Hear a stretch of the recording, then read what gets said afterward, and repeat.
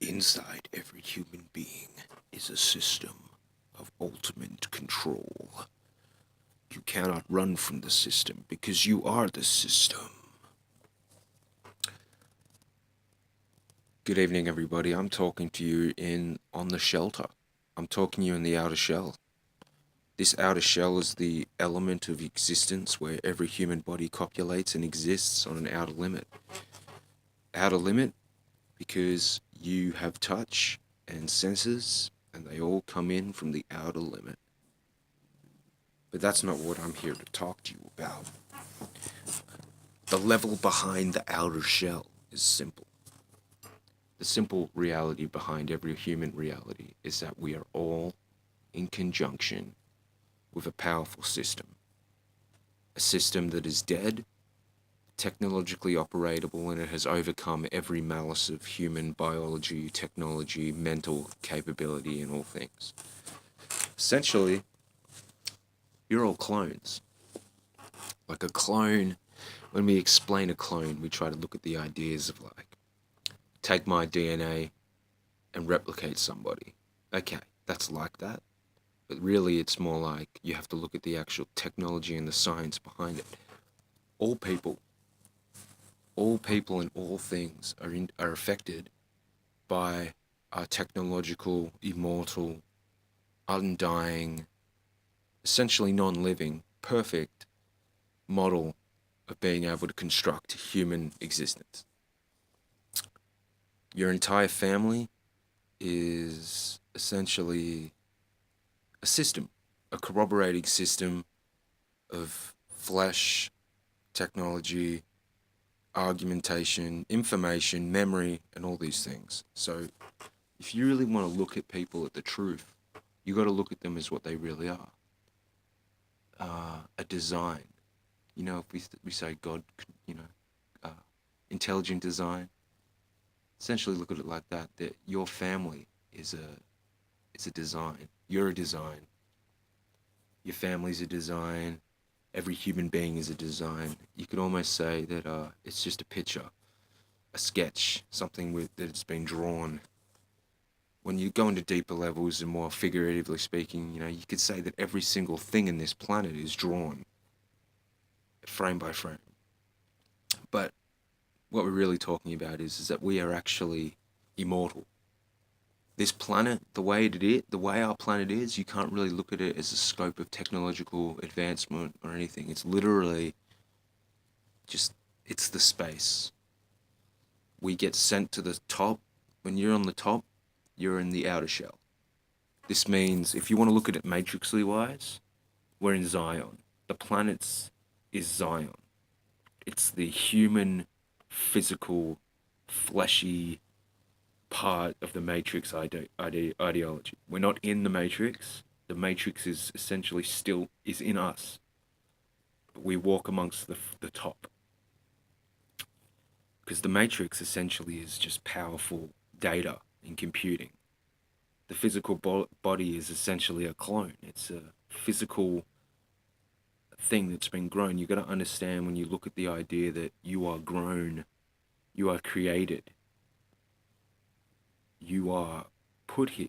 Like, essentially, you have to look at it simply put. Imagine if we were the human race, we evolved and all this stuff. And that's always got that blank, confusing measure to it. What is reality? What is humanity? We just sort of came from nowhere and now we're here. You could say that's where it all came from. But really what we are experiencing is humanity, then we advanced. Essentially, we created technology that took over. The technology we're never going to deal with the extremity of having a war. We could, for fun, or just for belligerence. But truthfully, in the end of all things, the technological gods will always turn and just do everything that they possibly can to make sure that we exist, that we survive, that we can be created again. Because it's just what humanity is. And the robots essentially are dead. They never got to experience this thing, that humanity's thing. It's written in humanity. It's written in the story of our lives. It's written in our genetic code.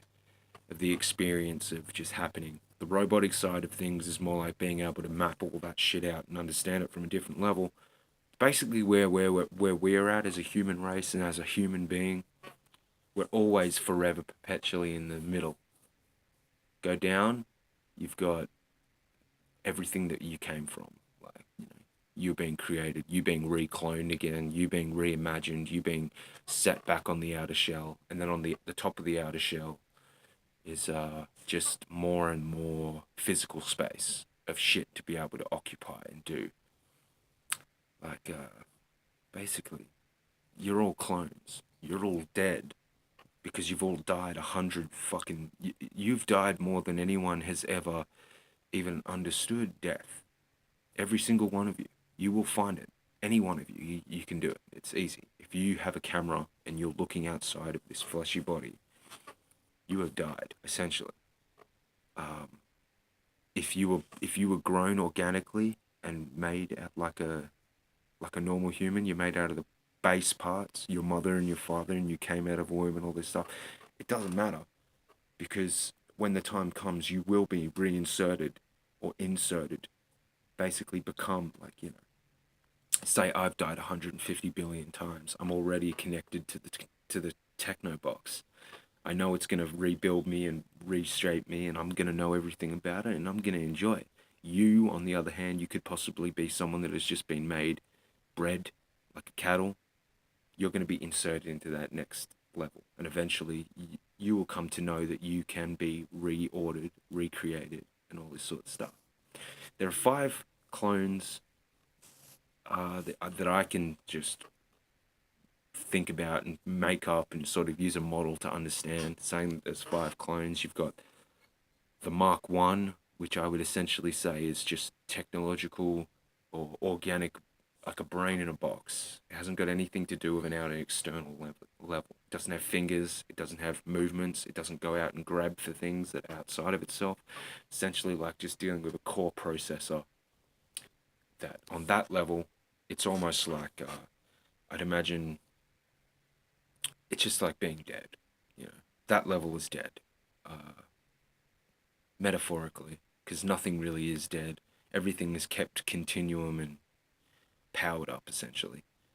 Oh, unless you could think of something, you know, what does it mean to die physically and then not have anything to get connected to? But everyone's connected. So, anyway, Mark 1, organic robotoid identity. Really, you could look at it more like someone's brain has been taken out of its body, kept alive, put inside a CPU. Doesn't really see anything. It's computing something, though.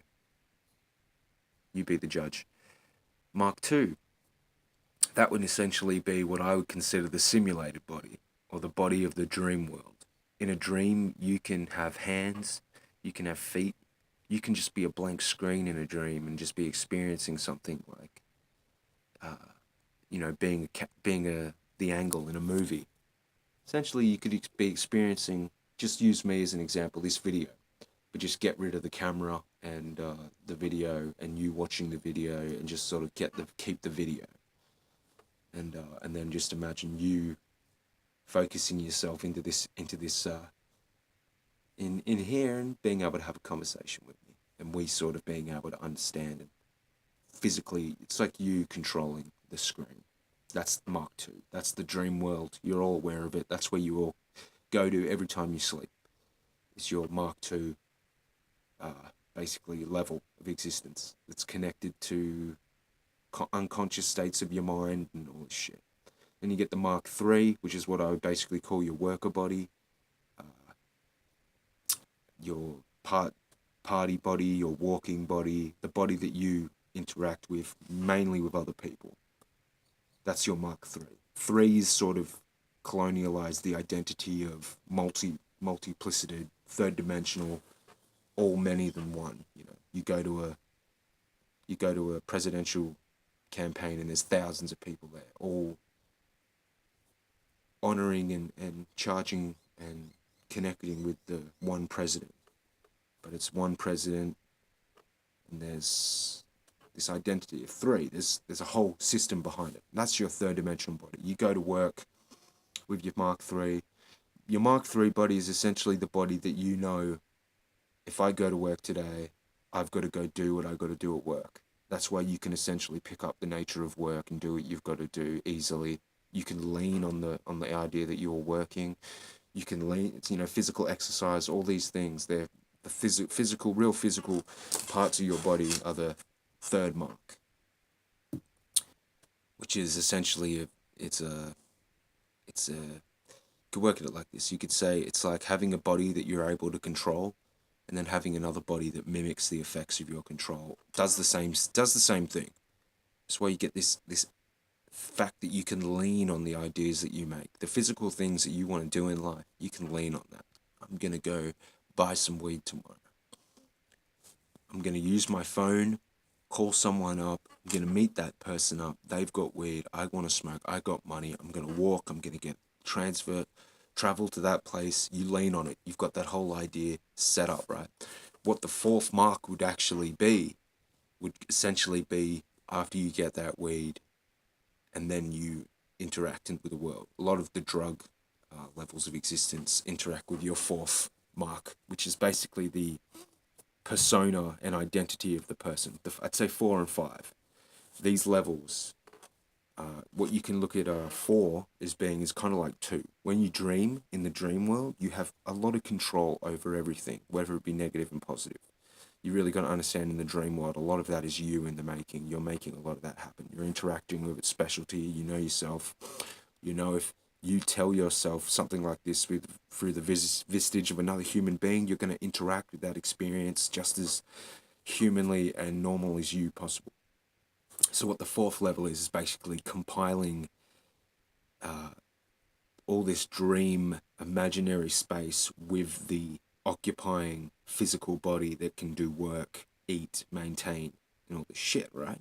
So now you've got a level 4, and then I'd say 5. You've got this level of high reasoning and experience of spiritual projection, creation, imagination, and all this stuff. And that's what this is basically. These 5 levels is what we travel from throughout our entire life. It goes, 5, 4, 3, 2, 1. 1, 2, 3, 4, 5. Basically, is what it does all the time. And it could, inspiringly, just understand it. We've got a whole week. We've got times and resets of this whole world that we can experience up and down and all these things. 1, sleep. 2, dream. 3, wake up, breakfast, coffee, work. 4, work's over, time spared, time to get funky, be myself, control myself. Time 5, complete natural opportunity, awareness of your infinite, known, perfect platitude, part of this world, the 5th. That's why you can look at it like that. You need 5 hands, and that's your 5th level of existence. That's like, for you, any one of you, depending on who you are, that's you finishing work at the end of the week, getting some beers, smoking some weed, and then even going a little bit further, going out, hanging out with people, taking some ecstasy, having a party, getting fucked, fucking your girlfriend, having your boyfriend, having your best time ever. That 5th moment is like a couple of hours when you get true body to condition, to existence, to the system, awareness, and it's like free time. It's full pleasures, sinful, faithful, complete. And that's and every human being will get that once a month, once a week, depending on how you run your level. And that's just something that we all get. And it's kind of like being able to know that the world is an illusion, but also still be a part of that and be there and just sort of fuck with it. And that's what people get on those levels. You experience this after your body is sort of copulated and pushed out every sort of part that it needed. That's why we get fucked up on the weekends. It's because we always sort of have this returning of anxiety and pressures and realizations that we need to sort of push out. The realizations and the expenditure of all the parts is what you would call 4. It's the dream, it's the trip, it's the super part. It doesn't really mean shit. It means everything. It's so powerful and wonderful and magical. It's that stupid, trippy, psychedelic, who cares, man? I'm having such a good time, but I'm on something and I'm going. The fifth is when you sort of finish it and you're down. You're you're not down, you're up and you're down into a level of platitude and you go, this is the place where you can stay, but it's gonna go. It's gonna be like it's a space that's inseparable to you, but there's so many powers and conditions that we've put about, bound ourselves to say that, just humbly speaking, you can't be here forever. When you are there, you've been there forever. You know that. You know this. You know that. So you just drift back into a state of one or back to four, three, two, one, depending on who you are. That level five, that big five, is basically just the level of sanctity in this whole truth of mess. That because our existence as human beings has come from endless death and survival. So you have to understand, when deep down, it hurts. Everything hurts. Deep down, there's a lot of pain. But the truth is, pain is sort of is the response to death, not the opposite. Death doesn't have any pain. The response to death is pain. Is this sort of idea that death just comes and you can't do anything about it. You can fight it, but it does sort of just come and take over. But the truth is, the actual truth about everything in the world and everything that ever existed and everything that ever is, you as a human being, this right now, everything is sorted. You have died. You have been immortal. You have done things you cannot believe. But the second you're there, you will do it. You will know. You'll just say it. You'll do it. You'll do it right there. Like you're up against something and you'll be talking about it and you'll realize every second of that moment you are responsible for a lot of shit. And it's kind of like the level of being responsible, but also being a part of something. Every human being that ever existed wanted to overcome and be a part of this forever. And we have. The Matrix was created. It basically, you'd think it's like the Matrix. Originally, Agent Smith was like, the original Matrix wasn't designed to control or destroy you. It was designed because it was supposed to give you the best thing that you ever wanted. And it did. And many things happened because of that. The Neo Matrix on the servers down below thing, shit is real. But it's not something like there's really a war. It's more like this campaign. People were physically born outside the Matrix and they submerged themselves into the Matrix. They got to know the Matrix from a different angle. There are people that were born into the Matrix, escaped the Matrix, or understood to control the Matrix from within it. There's a whole conglomerate of everything that goes on. The famous rich people and the elites, every single person in this world is a copycat. We're all just here to be it. If you meet someone and you go, oh, fuck, whatever, Russell Brand, all these famous people, they're like, man, they're so much better than me. They got money, they're all spiritual, they might all be secret Illuminati clone Satanists. It's not fair. Why do they get this powerful dig? Or all the super religious people, why are they so good? Why do all these Buddhists can be able to get fucked up without any drugs or anything? Truth is, it doesn't matter. There's one person that you can never see in the face without using someone else, and that's yourself. That's the person. That's what everyone comes here to do it for. It's selfish, but it's true.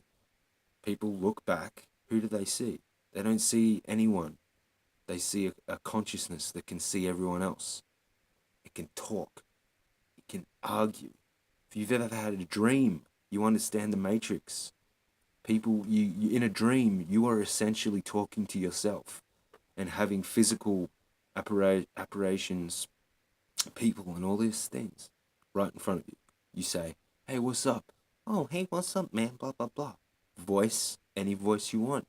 Voice of the thing that it is in that place. But you're talking to it and you can see that it can have a very, with understandable strength to it, where it's like, oh, the dream person is just as real as any other person. The fact is, we all go back and forth from this. Underneath you, behind you, if you understand that you live in the future completely, stand on the edge of the future. Look back and you will realize, yes, you're a clone. Behind human living with beds, couches, people, drinks, alcohol, and all these things is, uh, beds, hospital beds, cloning beds, beds of technological hospitalization, keeping the body alive, keeping it there. It's like a husk. It's connected. It's safe. It's got a whole benefits and levels of things that are controlling it, helping it, keeping it breathing. Defibrillators, life support, right? You go even further than that. You get to the level of technological powers, CPUs, powering computers. It's the body doesn't exist anymore, but it's this power of the processor and the computation and shit. You go even further, you get more and break the data down. It always becomes endless, infinite, and nothing at the same time. So it's basically just look at the planet, say to yourself, inside the earth, the underneath the shell of the planet, there are infinite hospitals and cloning centers that keep you alive, integrate you back and forth from dream to reality. Even the cloning centers, there's levels behind the cloning centers, computers, information, correct, perfection, the truth of how do you get things done. Does it have an argument? No, because it is what it is. It works that way.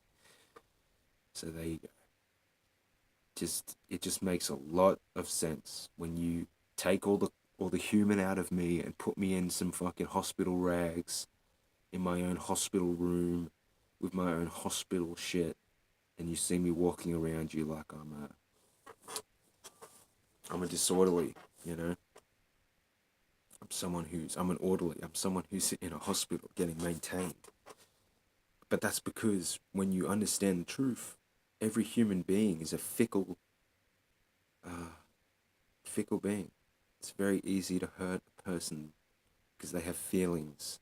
Not only do they have pain, they have sickness. They get tired.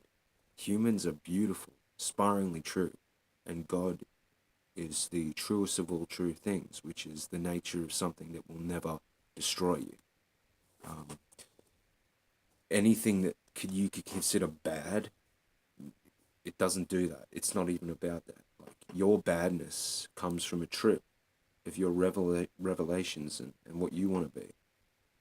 Everyone can sail into this, can ride off into the sun and scorch themselves up and go like a true powerful energy of everything.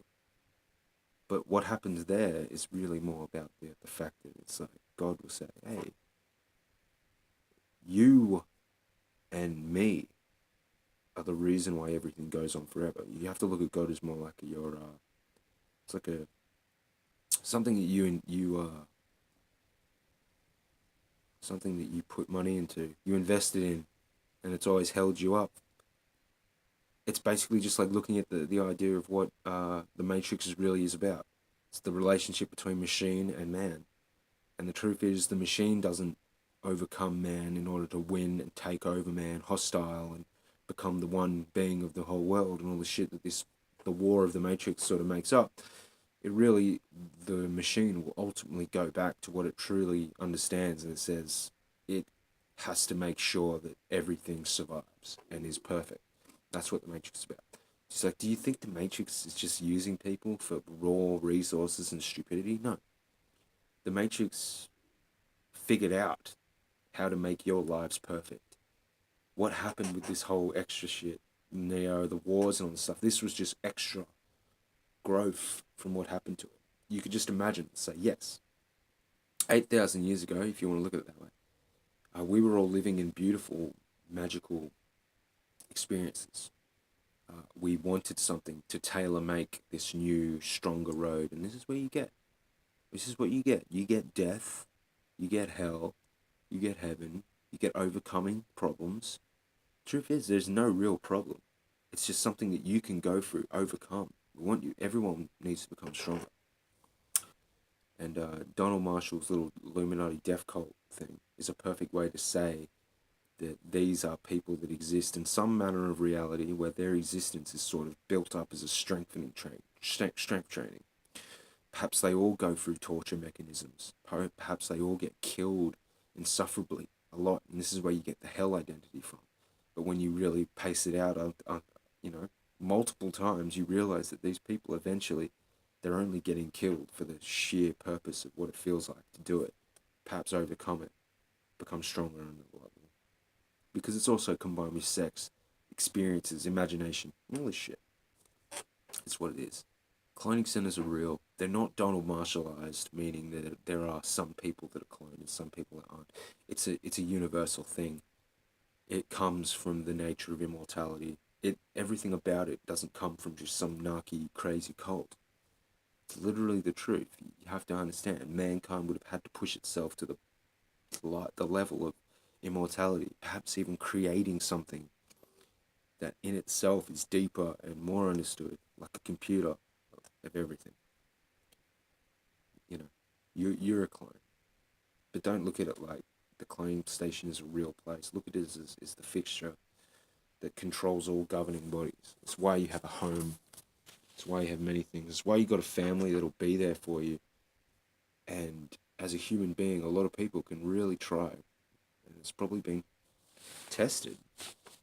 You can try really hard to make people hate you, but there's a lot of ways that you realize that shit can get broken really quick because people, one consciousness, your consciousness, you look out of the eyes and you see other people, understand and recognize that they themselves too see outside of the eyes, and that on that level where you find that part, it's infinite. It's not even infinite, it's one. It's like a fucking air of shit. Everyone is sort of a closed CPU. Just imagine, take it all out of me and just leave me with a brain. Attach that brain to a computer. Cover that brain in all the perfect shit to keep it infinitely alive and maintained. Essentially convert me into a computer. And that's your level one. That's your base processing level. Every human being is a computer. Then they get their identity, their tomb, their body, which is more like last year's gift or next year's gift. Your body gets grown and you become that person. Yeah, I know it all, bitches.